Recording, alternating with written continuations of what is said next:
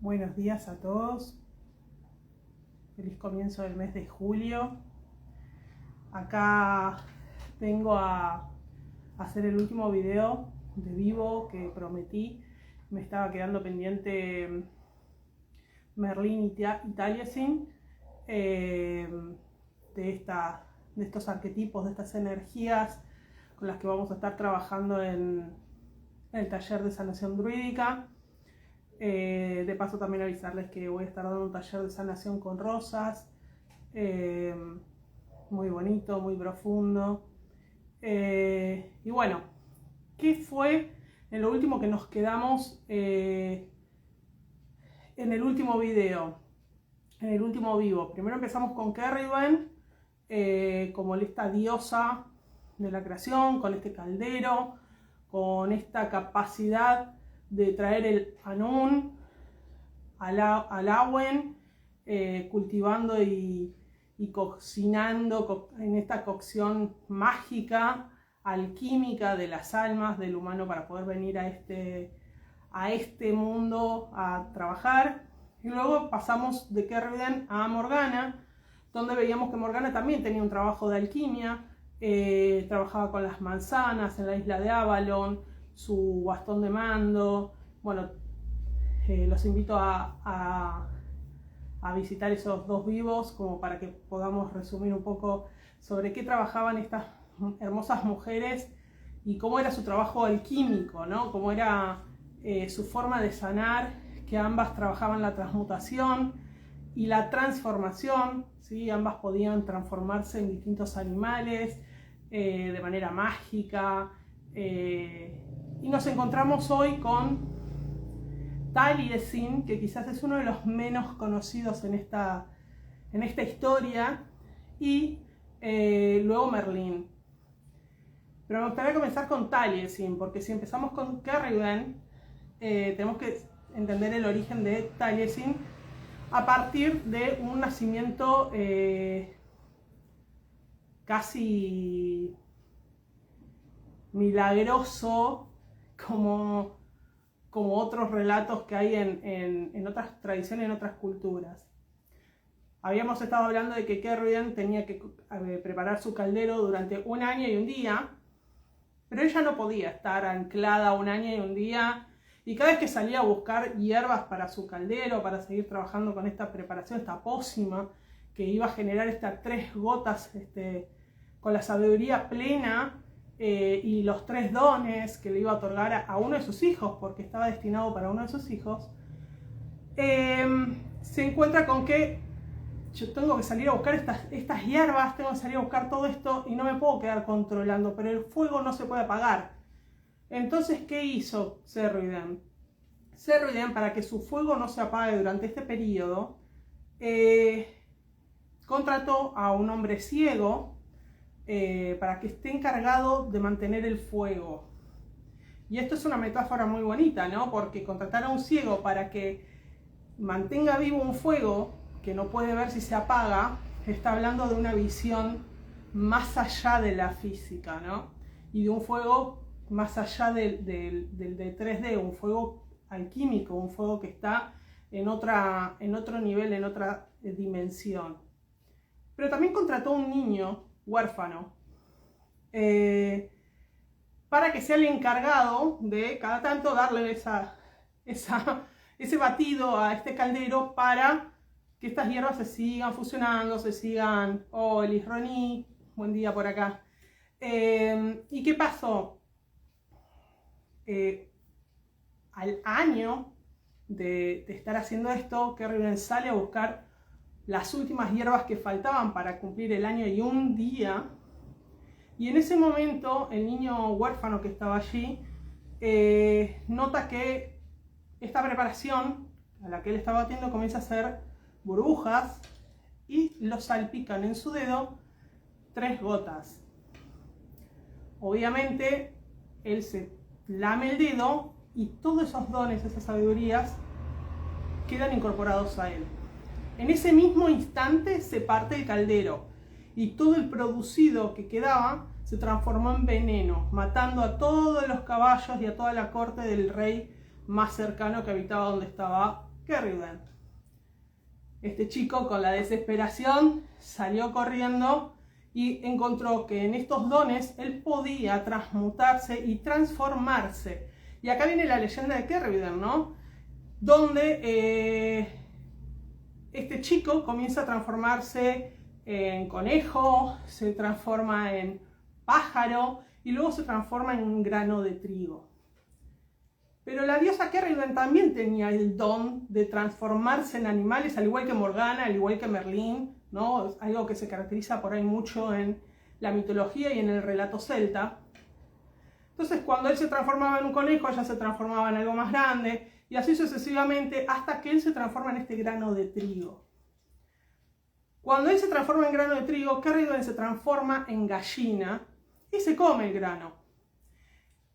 Y acá es donde sucede el milagro, porque Kerrigan, como gallina, pone un huevo, y de ese huevo nace Taliesin, ¿sí? Entonces nos vamos a encontrar con que en este relato de Taliesin, él tiene un nacimiento milagroso, porque él era un simple huérfano con otro nombre, y aparece renace, ¿sí? Muere y renace, como quizás lo vamos a ver en relatos religiosos, como Taliesin.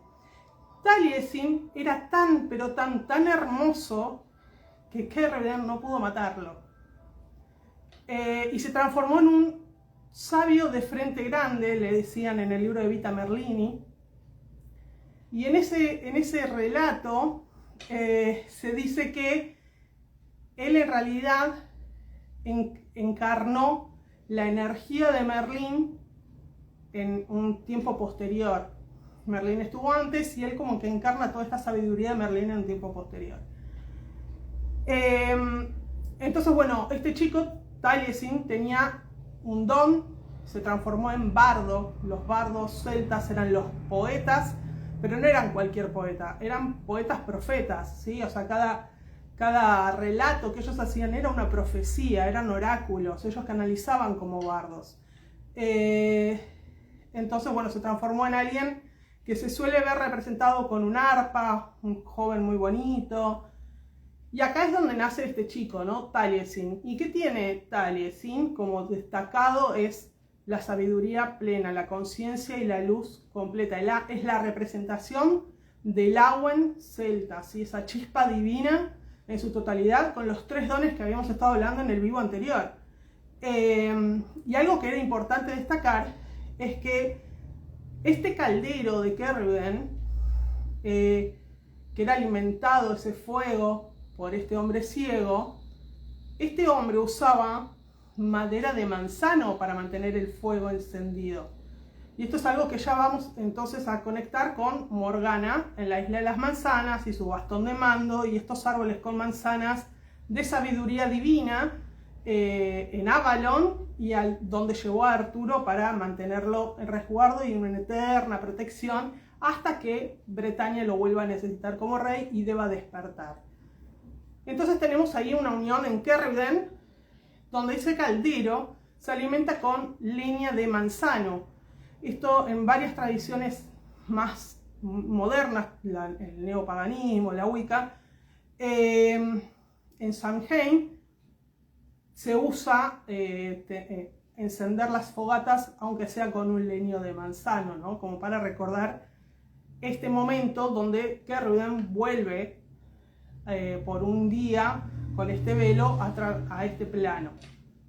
Entonces, Taliesin nace de una alquimia donde es alimentado con este árbol del manzano y tiene su poder y su sabiduría, no solo por ser hijo de una diosa como es Servian, sino también porque es alimentado con el fuego sagrado, con madera sagrada. Y entonces uno empieza a decir, bueno, ¿y qué tiene que ver Taliesin con Merlín? ¿No? Porque Taliesin es el hijo de Kerrigan, y Merlín, ¿qué tiene que ver acá? Bueno, Merlín, hay 2 libros muy antiguos de poesía galesa. Uno es el libro negro de Camertin. En ese libro, que no está en español, es un libro muy antiguo, está en inglés y pertenece a lo que es la historia de poesía galesa. En ese libro se relata que Taliesin fue un bardo real, un bardo de carne y hueso, y que este bardo, en uno de esos poemas, que se llama el poema de las manzanas, fíjense cómo vamos uniendo, se sienta a hablar con Merlín, ¿sí? Y en ese relato ellos hablan sobre las esferas celestes, el origen de la humanidad y las profecías que ellos veían. Y hablaban como de par a par, ¿no? Con una diferencia, que Taliesin cuando encarna como bardo. Pero Merlín, él comienza siendo en realidad un hombre de mucho prestigio, según estos relatos, donde él poseía tierras, donde debe ir a una batalla en el 573 después de Cristo, se relatan estos libros, y en esa batalla él pierde, pero no pierde solo sus tierras, pierde su familia, que son terriblemente masacrados. Merlín no se llamaba Merlín, tenía un nombre, Mirdrim. Y entonces él, ante semejante atrocidad y haber perdido absolutamente todo, corre al bosque y se refugia en los bosques de robles. Y allí es donde muchos relatos dicen que él pierde la cordura por completo y es el hombre loco del bosque, que en muchos relatos se encuentra.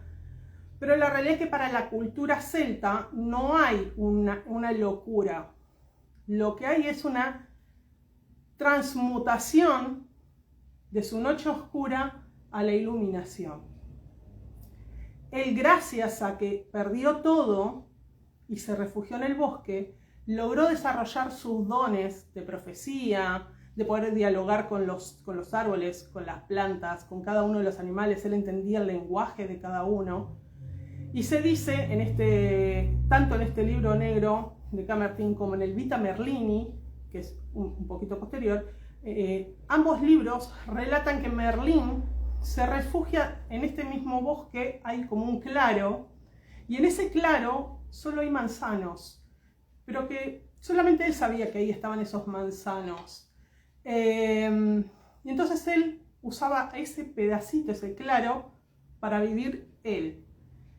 Porque ese pequeño claro con árboles de manzana en realidad eran el puente, la puerta para el otro mundo, porque así lo entendían los celtas. El árbol del manzano era el canal para acceder al otro mundo, y lo vamos a encontrar en Avalon, que Avalon es la isla de las manzanas. Cuando logramos acceder a Avalon, estamos pasando al otro mundo, cruzando esas brumas. Entonces él se refugiaba en ese bosque, en ese pequeño claro de manzanos, y dormía, según los relatos, arriba de los árboles, y se burlaba de la gente que por ahí pasaba haciéndoles ruidos y por demás. Esto quita un poco solo él veía los árboles. No, Ronnie, solo él sabía dónde estaban ubicados, pero cuando pasaba gente, porque cada tanto obviamente en esa época había caravanas, había caballeros por todos lados que trataban de tomar más tierras, él lo que hacía era desde los árboles de los manzanos hacerles ruidos raros para asustarlos. Y como se relata, y así se ve muchas veces representado, él comenzó a tener una piel más áspera, el pelo con ramas, como más desprolijo, pelo largo, su ropa estaba como más harapienta, la gente le tenía como miedo, y salía corriendo de esos lugares. Pero él adquirió la capacidad de unificarse a la magia del manzano. Esto es importantísimo, porque entonces estamos viendo que tenemos a Taliesin, que nace de este fuego alimentado por ramas de manzano, y adquiere esta sabiduría del Awen. Tenemos a Merlín, que habita este pequeño bosque de manzanos, donde él adquiere y se ilumina por completo, o sea, de su oscuridad y de su noche oscura pasa a tener su iluminación y su ascensión completa en este espacio del árbol de bosque de manzanos. Y después pasamos a Morgana, a la isla de las manzanas. Entonces es importante acá esta consecución de cómo usan el manzano como sabiduría plena, como el mayor de los niveles de sabiduría, y además como un portal para acceder al otro lado para sanaciones también. Por eso Morgana lleva a Arturo a Avalon, porque si podía pasar al otro lado, ella sabía que iba a mantener a Arturo, aunque sea en un estado de letargo, para luego poder revivir. Y algo que se relata mucho en estos dos libros es que Merlín comienza siendo un bardo, ¿sí? Hay que respetar las jerarquías celtas.